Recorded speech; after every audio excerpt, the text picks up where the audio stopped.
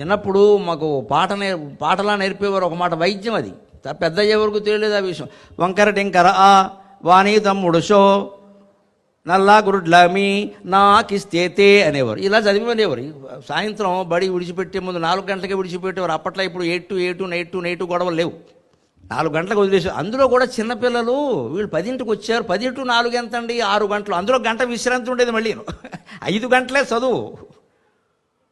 ఆ 5 గంటల్లో కూడా మా ఉపాధ్యాయులు ఎలా ఆలోచించేవారు, పసిపిల్లలు వీళ్ళు 2వ తరగతి 3వ తరగతి అంటే ఎంత 5-6 ఏళ్ళు ఉంటాయి, అంతకంటే వీడు ఉండాలి కదా వాళ్ళ అమ్మని విడిచిపెట్టని సాయంత్రం ఒక అరగంట సేపు పాటలు పాడించేవారు.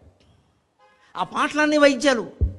వంకర టింకర ఆ వాణి తమ్ముడు షో నల్లా గురుడ్లమి నాకిస్తేతే. మనకు మామూలుగా వింటుంటే అక్షరాలు అకారం ఆ వంకరగానే ఉంటుందిగా, ఇలాగ రాసి ఇలా రాయాలి. తెలుగు అక్షరాలన్నీ అలాగే ఉంటాయి, మన బుద్ధుల్లాగే, అంతకంటే ఉంది. వాణి తమ్ముడు షో అంటే మామూలు సకారం కాదు, శివుల్లో ఆ ష రాయాలి. శవర్ణం రాసి ఇలా ఒకారం పెట్టాలి. అకారానికి షో ఎలా ఉంటుంది? తమ్ముళ్ళలాగే ఉంటుంది. అది వంకర, ఇది కొంచెం తక్కువ వంకర, అందుకంటే ఎక్కువ వంకర లేదు. వాని అనుజుడే. నల్లా గురుడ్ల మీ ఎలా ఉంటుంది? కింద ఓ సున్న ఉంటుంది మకారానికి, పైన ఇకారానికి వస్తున్నాడు. అందుకని ఆ 2 నల్లగుడ్లు అనమాట, కంటిపాపల్లాగా. మీ అక్షరం ఎలా ఉంటుంది? నల్లగుడ్లో ఉంటుంది. నాకిస్తే తే అంటే అంటే తేవడం కదా. తెచ్చేది ఎందుకు? నాకు ఇవ్వడానికి, నాకు ఇచ్చేయి, నాకు ఇస్తే తే, నాకు ఇవ్వకపోతే తేవద్దు. ఇది పైకి కనపడుతున్న విషయం. అక్షరాలు నేర్పడానికి ఈ పాట నేర్పేవారు. దీంట్లో ఉండే వైద్యం వంకర టింకార ఆ అంటే అల్లం. వాణి తమ్ముడు షో అంటే సొంఠి. అల్లం ఎండితే సొంఠి అయింది. ఎక్కడి నుంచి వచ్చింది? అందుకే వాని తమ్ముడు.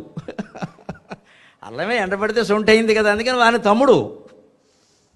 ఇది అది ఒకటే జాతి. నల్ల గుడ్ల మీ అంటే మిరియాలు ఎలా ఉంటాయి? సరిగ్గా నల్లటి గుడ్డులాగే ఉంటాయి. నాకిస్తే తే మిరియాలు, తేనె, అల్లము, సొంఠి నీ ఇంట్లో ఉంటే వైద్యుడి దగ్గరికి వెళ్ళవలసిన అవసరం లేదు. ఇది వైద్యం. 1వ తరగతిలో మాకు చెప్పారండి. తెలుగు మాధ్యమాన్ని కోల్పోయి ఎంత నష్టపోయామో ఆలోచించండి. ఇప్పటికిప్పుడు పరిష్కారం కాకపోవచ్చుమా, కానీ బీజాలు నాటి పెడితే ఎప్పటికైనా మహావృక్షం అవుతుందని భగవద్భక్తుడుగా నా ఆశ అంతకంటే.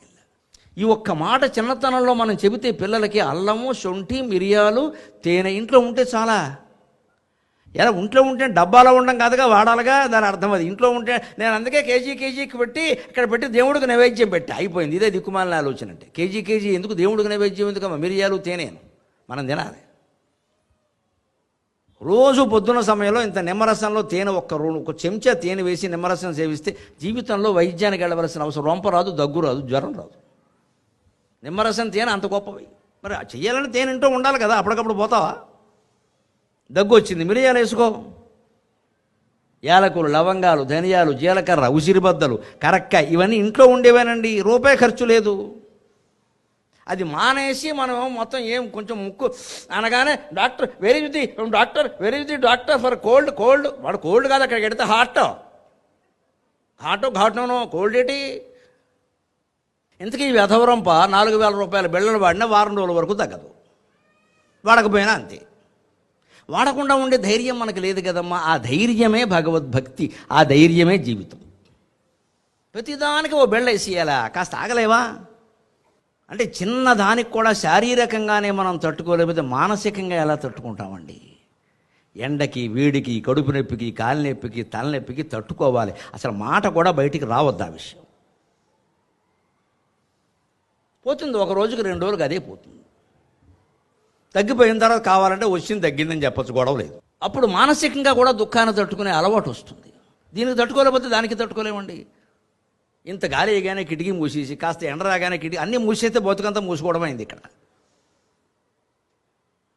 ఇవి తట్టుకునే విధానాన్ని నేర్పేవారు తెలుగు మాధ్యమంలో పాటల ద్వారా. అల్లము, సొంఠి, మిరియాలు ఇంట్లో పెట్టుకోవడం సరిపోయిందని ఇవి గ్రహించాలి. అందుకని ఈ పత్రాలు పెంచినట్టయితే అనేక రకాల మొక్కలు ఉంటే వైద్యానికి పనికొస్తాయి. విషజ్వరములు, వింత వ్యాధుల నివారణకి ఇవి కల్పవృక్షములు. వాటిని గ్రహించమంటారు.